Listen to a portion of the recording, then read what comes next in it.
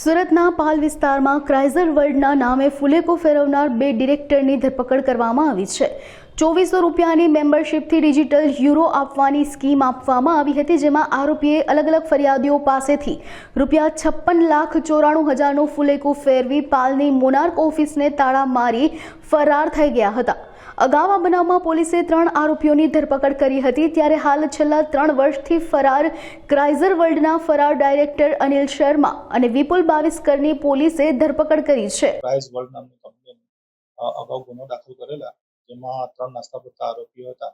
તેમાંથી આજરોજ આરોપી નંબર 4 જે અનિલ સુરેશભાઈ શર્મા તેમજ આરોપી નંબર 5 વિપુલ શિવજીભાઈ બાવિસ્કર નાઓને પકડી નામદાર કોર્ટમાં રજૂ કરી 1 દિવસના રિમાન્ડ મેળવી વધુ તપાસ પીએસઆઈ સોલંકી સાહેબ નાઓ કરતા વધુ તપાસ હાથ ધરવામાં આવી છે। આ આરોપીઓ કંપનીના ડિરેક્ટર છે અને તેઓ 2400 રૂપિયા ભરી અને તેના 1,12,000 જેવા સમથિંગ એમાઉન્ટ આપવાની વાત કરી અને તેવી લોભામણી જાહેરાત આપીને 1500 જેટલા માણસોને છેતરપિંડી કરેલી છે। તેઓ પોતાના સરનામા અને રહેઠાણની જગ્યા તેમજ જે વેપાર ધંધો કરતા હતા તે અલગ જગ્યાએ કરી નાસ્તા કરતા હતા।